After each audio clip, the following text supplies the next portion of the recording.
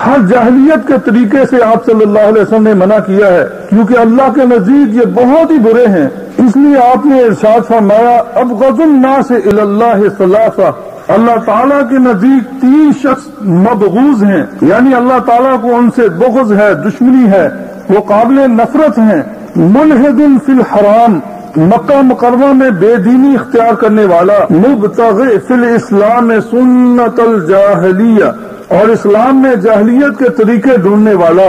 یعنی اسلام میں کفر کی راہیں تلاش کرنے والا اور مومن کا ناحق خون کرنے والا۔ اب انشاءاللہ 11ویں کے متعلق کچھ بیان ہوگا۔ ہر مہینے کی 11 تاریخ کو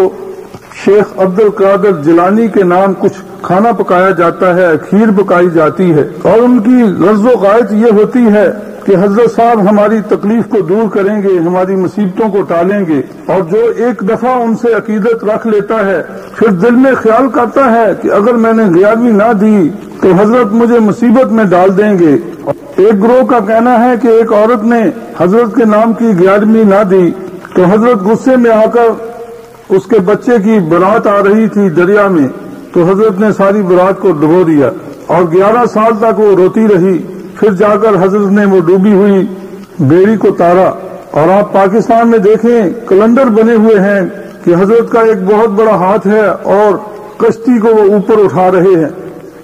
مزے کی بات ہے، قصور اگر ہے تو اس کا ہے یا اس کے بچے کا؟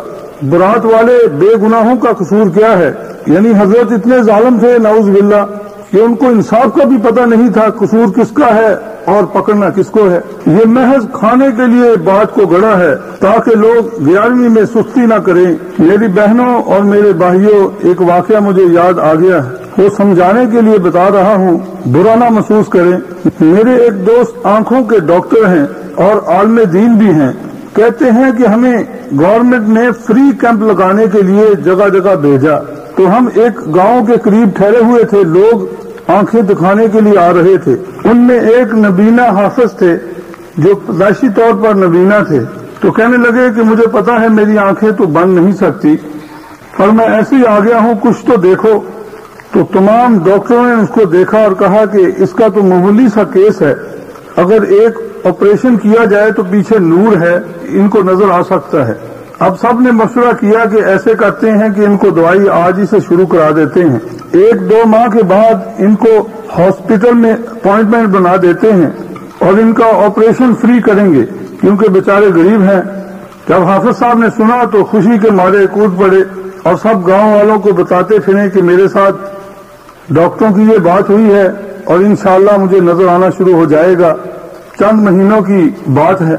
اگلے ہی دن ایک عورت باہر کھڑی ہو کر گالیاں دینے لگی ڈاکٹروں کو، تو کہتے ہیں ہم کیمپ کے اندر تھے، جب باہر آئے تو ہم نے کہا کہ اے اللہ کی بندی، ہم نے تمہارا کیا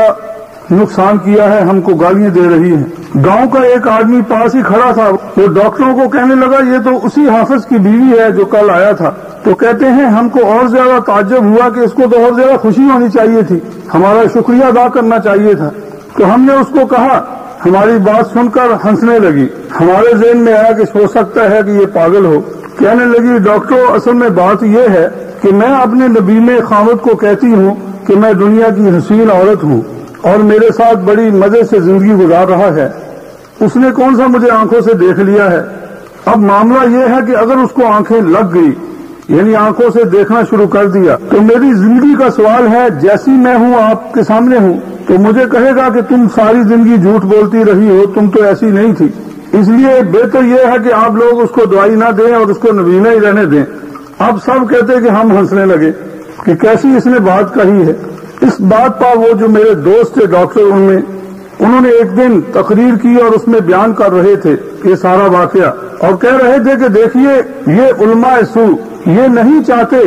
کہ عوام کو قرآن و سنت کی آنکھیں لگ جائیں۔ اگر ان لوگوں کو قرآن و سنت کی آنکھیں لگ جائیں گی تو ہمارے بہونت چہرے کو دیکھیں گے کہ یہ لوگ کتنے ہم سے فراڈ کر رہے تھے اور ہم کو قرآن و سنت سے ہٹا رہے تھے، اور اللہ نے تو کچھ اور ہی فرمایا تھا اور انہوں نے کچھ اور ہی ہمیں بتایا۔ رسول اللہ صلی اللہ علیہ وسلم نے ہمیں کچھ بتایا تھا اور یہ لوگ اپنی پیٹ کی خاطر وہ احادیث کو چھپا رہے تھے اور اپنی دنیا کی لذتوں کی خاطر حق کو چھپا رہے تھے۔ یہ اس عورت ہی کی طرح ہے کہ جو نہیں چاہتی تھی کہ مجھے ان آنکھوں سے دیکھ کر طلاق دے دے، یہ بھی نہیں چاہتے کہ لوگ قرآن و سنت کو پڑھیں، پھر ہمارا بہونت چہرہ دیکھ کر یعنی ہماری کرتوتوں کو قرآن و سنت کے ذریعے دیکھ کر ہمیں چھوڑ دیں اور ہمارا کھانا پینا سارے کا سارا درم برم ہو جائے۔ اب یہ وہ وقت نہیں رہا کہ ہم ان کی اندھی تقلید کریں اور تحقیق نہ کریں، اب وقت آ گیا ہے کہ ہم اپنی آنکھوں کو روشن کریں قرآن و سنت کی روشنی میں، اللہ کی کتاب کو دیکھیں، اس کے رسول کی سنت کو دیکھیں، پھر پتہ چلے گا کہ یہ لوگ کتنے پانی میں تھے۔ سورۃ التوبہ کے اندر 34 نمبر آیت میں اللہ تعالیٰ فرماتے ہیں، یا ایھا الذین آمنوا، اے ایمان والو، ان کثیرا من الاحبار والرہبان، بہت سے عالم اور درویش یعنی راہب، لَيَأْكُلُونَ أَمْوَالَ النَّاسِ بِالْبَاطِلِ وَيَصُدُّونَ عَن سَبِيلِ اللَّهِ، لوگوں کا مال ناحق کھاتے ہیں یعنی ناجائز طریقوں سے کھاتے ہیں اور اللہ کے راستے سے بھی روکتے ہیں، یعنی ان کو اللہ کے راستے سے روکتے ہیں تاکہ مال آئے۔ اگر اللہ کا کوئی راستہ بتائے گا تو اللہ کے راستے میں یہ چیزیں ان کو نصیب نہ ہوں گی۔ اس آیت میں ایمان والوں کو کہا ہوشیار ہو جاؤ کہ دین پر چلنا بے خبری کا کام نہیں بلکہ ہوش سے چلو، اور اس راستے میں دیکھو حق والے کون ہیں اور نا حق والے کون ہیں۔ بات 11ویں کی چل رہی تھی کہ شیخ عبد القادر جیلانی رسول اللہ صلی اللہ علیہ وسلم کے تقریباً 600 سال بعد ہوئے ہیں۔ یہ خرافات ان کی کتابوں میں نہیں لکھے ہوئے، فتح الربانی اور غنیت الطالبین ان کی مشہور کتابیں ہیں، یہ چیزیں اس میں نہیں ہیں۔ ان میں مختلف قسم کے گروہ بن گئے۔ کچھ لوگ کہتے ہیں کہ ہم ان کو اصال ثواب پہنچا رہے ہیں یعنی 11ویں کے ذریعے، کچھ لوگوں کا کہنا ہے کہ ہم ان کی برتھ ڈے یعنی میلاد منا رہے ہیں، تیسرے گروہ کا کہنا ہے کہ ہم ان کے نام کی دیتے ہیں جیسے پہلے ذکر ہو چکا ہے تاکہ ہماری مصیبتوں کو اور تکلیفوں کو دور کرے۔ جہاں تک پہلے گروہ کا تعلق ہے، کیا اس سے پہلے بزرگ نہیں جن کو آپ اصال ثواب پہنچائیں یا بعد میں نہیں ہیں؟ سب سے بڑی شان صحابہ رضی اللہ تعالی عنہم اجمعین کی ہے، ان میں سب سے پہلے عشرہ مبشرہ ہیں۔ اگرچہ یہ چیز بھی ثابت نہیں کہ کسی کو اصال ثواب اس طرح بھیجا جائے۔ دوسرا گروہ جو ان کے جنم دن کو مناتا ہے، تو ہمارا کہنا ہے کہ کس دن اللہ کا نیک بندہ نہیں پیدا ہوا ہوگا۔ مثلا نبی صلی اللہ علیہ وسلم کے کتنے لاکھ صحابہ تھے اور آپ سے پہلے کتنے ہی نبی گزرے ہیں جن کا شمار اللہ کے علاوہ کوئی نہیں جانتا۔ اس کا مقصد تو یہ ہے کہ سارا سال ہی ہم مناتے رہیں، ہر روز منائیں۔ تیسرے گروہ کا یہ کہنا ہے کہ ہم ان کے نام کی دیتے ہیں۔ اس کا تھوڑا سا جائزہ لیتے ہیں قرآن و سنت کی روشنی میں۔ اللہ تعالیٰ فرماتے ہیں ما اصاب من مصیبت الا باذن اللہ، نہیں کوئی مصیبت پہنچتی مگر اللہ کے حکم کے ساتھ۔ سورۃ الانعام میں اللہ تعالیٰ فرماتے ہیں وَإِن يَمْسَسْكَ اللَّهُ بِضُرٍّ فَلَا كَاشِفَ لَهُ إِلَّا هُوَ وَإِن يَمْسَسْكَ بِخَيْرٍ فَهُوَ عَلَى كُلِّ شَيْءٍ قَدِيرٌ، اگر اللہ تعالیٰ تمہیں کوئی تکلیف پہنچانا چاہے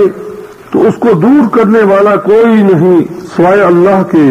اور اگر اللہ تم کو کوئی بلائی پہنچانا چاہے تو وہ ہر چیز کے اوپر قادر ہے۔ سورۃ البقرہ کے اندر فرمایا وَمَا لَكُم مِّن دُونِ اللَّهِ مِن وَلِيٍّ وَلَا نَصِيرٍ، اللہ تعالیٰ کے علاوہ تمہارا کوئی مددگار اور کارساز نہیں۔ سورۃ الاحقاف کی 4 نمبر آیت میں فرمایا قُلْ أَرَأَيْتُم مَّا تَدْعُونَ مِن دُونِ اللَّهِ أَرُونِي مَاذَا خَلَقُوا مِنَ الْأَرْضِ أَمْ لَهُمْ شِرْكٌ فِي السَّمَاوَاتِ ائْتُونِي بِكِتَابٍ مِّن قَبْلِ هَٰذَا أَوْ أَثَارَةٍ مِّنَ الْعِلْمِ إِن كُنتُمْ صَادِقِينَ، کہو کہ بھلا تم نے ان چیزوں کو دیکھا ہے جن کو تم اللہ کے سوا پکارتے ہو؟ ذرا مجھے بھی تو دکھاؤ کہ انہوں نے زمین میں کون سی چیز کو پیدا کیا ہے یا آسمانوں میں ان کی شرکت ہے، یعنی وہ اللہ تعالیٰ کے ساتھ شریک ہیں۔ اگر تم سچے ہو تو اس سے پہلے کوئی کتاب میرے پاس لاؤ یا علم میں سے جو منقول ہو چلا آتا ہو اسے پیش کرو، یعنی پہلے اگر کسی نبی نے یہ ایسی بات جائز قرار دی ہو یا اللہ تعالیٰ نے کہیں جائز قرار دیا ہو کہ غیر کو پکارا جائے تو مجھ سے علم سے بات کرو، دلائل سے بات کرو اگر تم سچے ہو۔ دوسری بات یہ ہے کہ میرے بھائیوں اور دوستو، جو بھی ہم نیک عمل کریں گے وہ کسی ذات کے لیے کریں گے تو یہ شرک ہوگا، اس لیے کہ اللہ تعالیٰ فرماتے ہیں التحیات للہ والصلوات والطیبات، تمام قولی بدنی مالی عبادتیں صرف اللہ کے لیے ہیں۔ اگر کسی کے نام کی کوئی چیز دے گا تو اللہ کے ساتھ اس نے اس کو شریک ٹھہرایا۔ وہ بزرگ وہ اللہ کے بندے تو بڑی ذمہ ہیں، ہمیں پکڑ ہوگی اس چیز کی۔ سورۃ البقرہ میں 173 نمبر آیت میں اللہ تعالیٰ فرماتے ہیں انما حرم علیکم المیتۃ والدم ولحم الخنزیر، بلا شبہ اس نے تم پر مردار، خون اور خنزیر کا گوشت حرام کر دیا ہے۔ وما اہل بہ لغیر اللہ، اور جس چیز پر غیر اللہ کا نام لیا جائے، پکارا جائے، وہ بھی حرام کر دی ہے۔ اہل، احل، یحل احلالا باب افعال سے ہے، جس کا معنی بنتا ہے پکارا گیا، یعنی یہ ماضی مجہول کا صیغہ ہے۔ احلال کے اصل معنی چاند دیکھتے وقت جو آواز نکالی جاتی ہے، پکارا جاتا ہے، یعنی جیسے لوگ رمضان میں چاند دیکھتے ہیں تو ایک دوسرے کو کہتے ہیں وہ دیکھو وہ نظر آ گیا، پھر بعد میں ہر آواز پر اس کو استعمال کیا جانے لگا۔ جیسے حاجی جب پکارتے ہیں اس کو بھی احلال کہا جاتا ہے۔ جس جانور کو بھی اللہ کے سوا کسی غیر کی نظر سے نامزد کیا جائے، چاہے وہ بت کے نام کا ہو، جن کے نام کا ہو، خبیث روح کے نام کا ہو، کسی اللہ کے نیک بندے کے نام کا ہو، یعنی کسی نبی یا رسول کے نام کا ہو یا کسی ولی کے نام کا ہو، اس نیت سے ذبح کیا جائے کہ اس کا قرب ہمیں حاصل ہو اور ہماری وہ حاجت پوری کرے، سو اللہ کے سامنے حرام ہے اور شرک بنتا ہے، اور اس آدمی کے اوپر اللہ کی لعنت ہے، کیونکہ لعنت اللہ کے نبی صلی اللہ علیہ وسلم نے فرمائی ہے لعن اللہ من ذبح لغیر اللہ، اللہ کی لعنت ہے اس شخص پر جو اللہ کے علاوہ کسی اور کی نظر کے لیے ذبح کرے۔ اس حدیث کو مسلم نے روایت کیا ہے۔ لہذا اولیاء اللہ کے مرنے کے بعد جو شخص ان کی قبروں پر غیر شرعی کام کرے گا اور ایسے کام کرے گا جو اللہ کے ساتھ تعلق رکھتے ہیں، مثلا ان کے نام کی نظر دینا، چراغا چڑھانا، جس سے مقصود ان کا اولیاء اللہ کو راضی کرنا ہے تاکہ وہ اللہ تعالیٰ سے ہماری دعائیں قبول فرمائیں، یہ سارے امور شرکیاں ہیں، اور ان چراغوں کا کھانا وہ اسی طرح حرام ہے جیسے بت کے نام کا دینا۔ وما اہل بہ لغیر اللہ کے مطابق اس پر غیر اللہ کا نام پکارا گیا ہے، لہذا یہ حرام ہو گیا۔ صحیح مسلم میں حدیث آتی ہے کہ اللہ کے نبی صلی اللہ علیہ وسلم نے ارشاد فرمایا لا تجلسوا علی القبور ولا تصلوا الیہا، نہ قبروں پر بیٹھو اور نہ ان کی طرف منہ کر کے نماز پڑھو۔ بیٹھنے سے مراد یہ بھی ہے کہ ان پر بیٹھا جائے یا مجاور بن کر بیٹھا جائے، ہر حال میں اللہ کے نبی صلی اللہ علیہ وسلم نے منع فرمایا ہے۔ اسی طرح قبروں کے اوپر چادر چڑھانا، غلاف چڑھانا، یہ بھی آپ صلی اللہ علیہ وسلم نے اس انداز میں منع کیا ہے کہ اللہ تعالیٰ نے ہم کو پتھروں پر اور مٹی پر کپڑا اوڑھنے کی اجازت نہیں دی، اس کو مسلم نے روایت کیا ہے۔ اور ان ڈائریکٹ طریقے سے رسول اللہ صلی اللہ علیہ وسلم نے مٹی کے اوپر، یعنی قبر بھی تو مٹی ہوتی ہے یا پختہ ہو تو پتھر کے وہ مطابق ہے، ان پر کپڑا ڈالنا، چادر چڑھانا، غلاف چڑھانا منع فرما دیا۔ مسلم کی دوسری حدیث ہے،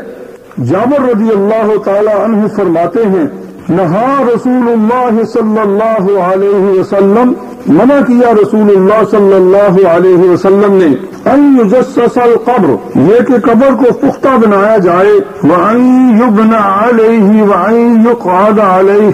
اور اس پر عمارت بنائی جائے اور اس پر بیٹھا جائے۔ ان تینوں چیزوں کو ہم آج دیکھتے ہیں کہ ہمارے سامنے ہو رہی ہیں، قبریں پختہ بن رہی ہیں اور ان پر عمارتیں بنائے جا رہے ہیں جن پر لاکھوں روپے لگائے جا رہے ہیں، اور مجاور بن کر ان پر بیٹھے ہوئے ہیں اور تجارت کر رہے ہیں۔ اب وہ لوگ کیسے مانیں گے کہ یہ چیزیں غلط ہیں جبکہ ان کو دنیا آ رہی ہے اس سے؟ یہ تو وہی شخص اس سے باز آئے گا جس کے سینے کے اندر محمد رسول اللہ صلی اللہ علیہ وسلم کا ایمان ہے کہ وہ اللہ کے سچے نبی ہیں اور انہوں نے اس سے منع کیا ہے، اور جس کو پتا ہے کہ آپ کی ایک بات بھی اگر میں نے ٹھکرا دی تو میں جہنم کی آگ میں ہمیشہ ہمیشہ رہوں گا۔ جابر رضی اللہ تعالی عنہ کی ایک ترمذی میں حسن درجے کی حدیث آتی ہے، جس میں آپ صلی اللہ علیہ وسلم نے اس بات سے منع کیا ہے وَأَن يُكْتَبَ عَلَيْهَا، قبروں پر کچھ لکھنے سے، یعنی جیسے آج کل لکھتے ہیں کہ اس کی پیدائش اور اس کی وفات کس وقت ہوئی ہے، یہ اس لیے یہ چیزیں بتائی جا رہی ہیں کہ قبروں کے متعلق بہت زیادہ لوگوں کے ہاں بدعت اور شرک پایا جاتا ہے، اور کتنی افسوس کی بات ہے کہ جو اللہ کے گھر میں چیزیں ہوتی تھی وہ قبروں پر کرنے لگے، مثلا قبروں کا طواف کرتے ہیں، اور بعض جگہ تو اسی طرح 7 چکر کاٹتے ہیں جیسے اللہ تعالیٰ کے گھر میں، حالانکہ یہ کفر بنے گا، اللہ کے ساتھ بغاوت ہوگی کہ اللہ نے یہ حق صرف بیت اللہ کا رکھا تھا، کسی اور قبر کا طواف کرنا نہیں۔ اسی طرح قبروں کو سجدہ کرتے ہوئے ہم نے اپنی آنکھوں سے دیکھا لوگوں کو، بڑے افسوس کی بات ہے کہ لوگ روکتے بھی نہیں اور پھر اپنے آپ کو کہتے ہیں ہم امت کے عالم ہیں۔ ابو داؤد کے اندر اور احمد کے اندر صحیح حدیث آتی ہے جو ہمارے اکثر بہن بھائیوں کو یاد ہے مگر آدھی ہوتی ہے، آدھی نہیں ان کو یاد۔ قیس بن سعد رضی اللہ تعالی عنہ فرماتے ہیں کہ میں ہیرا مقام میں آیا تو میں نے ان لوگوں کو دیکھا، کافر لوگ تھے، اپنے سرداروں کو سجدہ کرتے ہیں، تو میں نے سوچا کہ اللہ کے رسول صلی اللہ علیہ وسلم تو زیادہ حقدار ہیں کہ ان کو سجدہ کیا جائے۔ تو میں نبی صلی اللہ علیہ وسلم کے پاس جب آیا تو میں نے عرض کیا یا رسول اللہ صلی اللہ علیہ وسلم، میں جب ہیرا مقام میں گیا ہوں تو میں نے دیکھا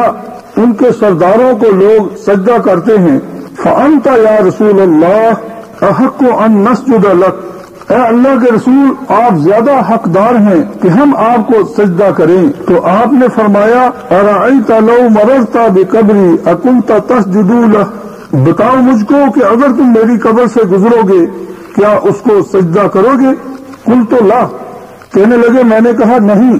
تو پھر آپ نے ارشاد فرمایا فلا تفعلوا، بس تم مت کرو، ایسا نہ کرو، یعنی مجھ کو زندگی میں بھی سجدہ نہ کرو۔ پھر فرمایا اگر میں سجدہ کرنے کا حکم کرتا تو سب سے پہلے عورتوں کو حکم کرتا کہ اپنے خامدوں کو سجدہ کریں، اس لیے کہ اللہ تعالیٰ نے عورتوں پر مردوں کا حق رکھا ہے۔ اگلی بات عام لوگوں کو، بہنوں کو یاد ہے تو پچھلی بات پہ بھی غور کریں، وہ بھی اسی حدیث کا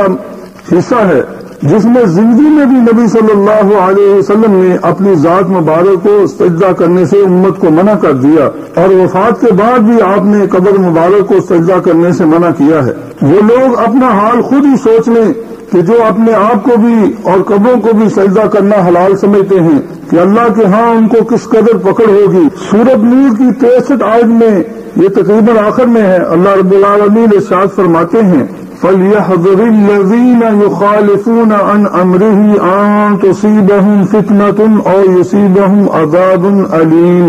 جو لوگ ان کے حکم کی مخالفت کرتے ہیں یعنی رسول اللہ صلی اللہ علیہ وسلم کی، ان کو ڈرنا چاہیے کہ ایسا نہ ہو ان پر کوئی آفت آ پہنچے، یعنی وہ فتنے میں مبتلا ہو جائیں یا تکلیف دینے والا عذاب نازل ہو۔